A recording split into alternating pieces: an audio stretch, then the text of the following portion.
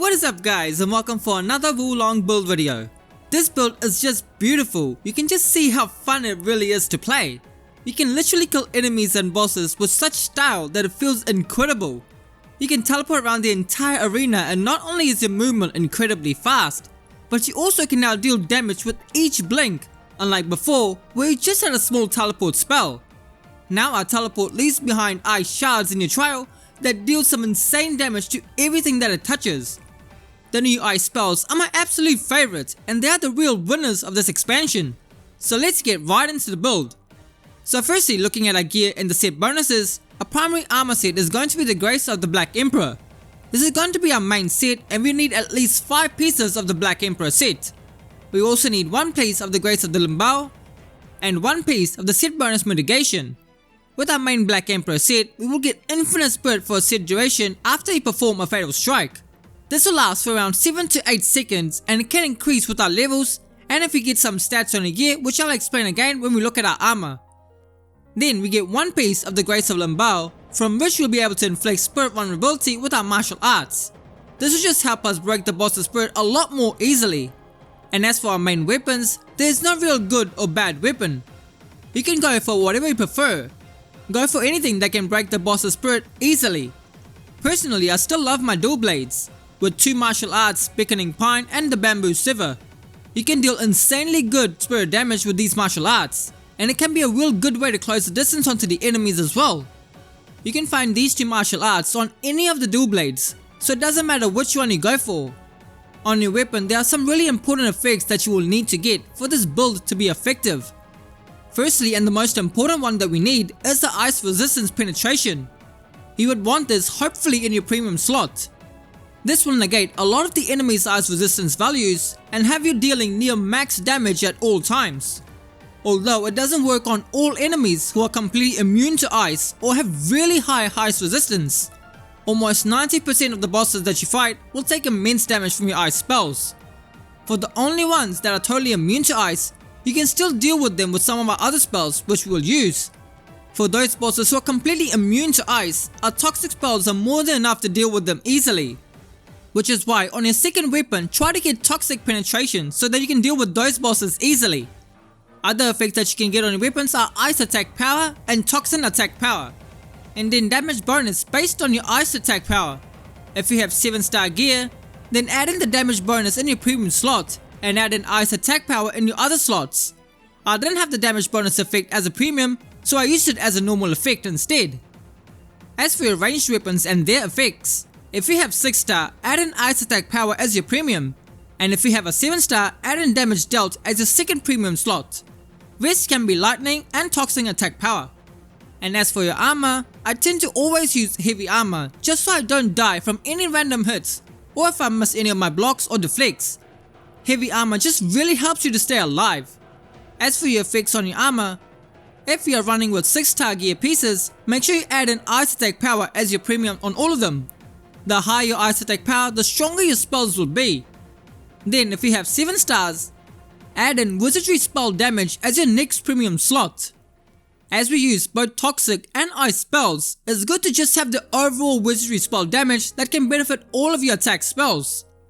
Then once again, the important effect that you should have on your armor is morale rank points gained. As the higher your morale, the stronger you will be.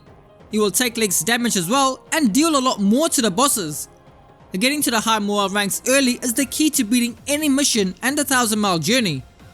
Then for any of your other remainder effect slots, add in Toxin Attack Power or Lightning Attack Power.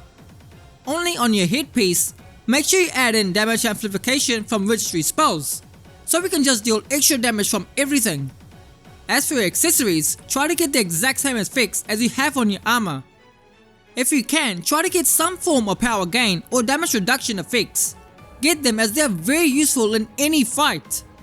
As for our Divine Beast, we use the Serpent. This will boost our spirit damage that we deal to enemies and also our spell damage. We also get power drop on enemies with our spells, which is always good to have as the enemies will deal less damage to us. And as for the spells that we use, we have 1 set dedicated to all of our buffs and effects, and 1 set to all of our attack spells. Enhanced Defense and Absorb Vitality are 2 that you should have active almost all the time. Then put in amplified damage and life further for a further increase in your damage that you deal. And then on your second set, put in all of your attack spells. The main spell is going to be the Water God's Blink, which is the real damage dealer of this build. You can spam this so many times after a fatal strike, it's just crazy. Make sure when you use the spell that you are locked onto the enemy, and then make sure you don't use any directional input. The spell will track the enemy itself, so just spam it and you should be teleporting back and forth, dealing massive damage with each of your ice shards. Then the other spell that we use is the Metallic Execution. It is by far one of the best spells to use to take out the bigger monsters. Not only if they are immune to toxic or not, it's a great way to break their spirit bars easily. Even the new boss that came with the DLC is no match for the spell. Then for your remaining two spells, add in your Lightning Enchantment and Spark Rush. Lightning is an easy way to build up the spirit gauge and get those fatal strikes, so choose any two lightning spells that you prefer. And now as for your virtue points, at max level 400, get all the points you can in water to fully maximize your ice damage. We get around 100 in metal to get fairly good toxin damage, and to also get good cost reduction on our wizardry spells. Around 25 on earth, just so we are not too heavy to use our gear, otherwise we will lose our deflect and will just tumble. Just 8 and fire so we can use the amplified damage skill. Then whatever points you have left over goes fully into wood, to boost our lightning damage but also our spell duration. This will greatly increase the duration of all of our positive effects, including the one that we get that gives us infinite spirit on fatal strike, giving us a lot more time to do more attacks for free. And that is it for the build guides. In my original Black Emperor build, I was using the ominous chill spell, but now with this new blink, it is a lot better than the previous version. This build with the Water God's Blink spell is a lot more viable than using any of the other spells, as all your spells right now are going to be 100% guaranteed to hit. Even if the bosses tend to teleport and dash away, you can still close the distance and keep on attacking after a fatal strike. With infinite spirit, you don't need to worry about what the bosses are doing. Just keep blinking back and forth and the damage racks up so quickly, and the next thing you know, the boss will be dead. Some bosses don't even require you to break their spirits to kill them. Most of the human bosses are pretty weak to ice after the resistance penetration. You don't even need to perform a fatal strike on those guys. Just build up your 2 bars of spirit and just spam your blink. If you are at a high morale, you should be able to kill them in one go. Otherwise, just repeat it and then it should be more than enough to kill mostly all the bosses. When you come across any of those larger and bigger bosses, always use Metallic Execution to break their spirits quickly. And also, if you're fighting flying enemies, then use the Metallic Execution, as the water blink will not hit them that easily. If you ever come across a boss or an enemy that is immune to ice, then the toxin does a lot of damage on those few bosses. And that's basically it. I hope you all enjoyed the build and found it helpful. The Black Emperor is still one of my favorite sets in the game, and these new water spells just keep getting better and better. I will have more fun and exciting builds coming, so stay tuned for more. I will catch you all next time.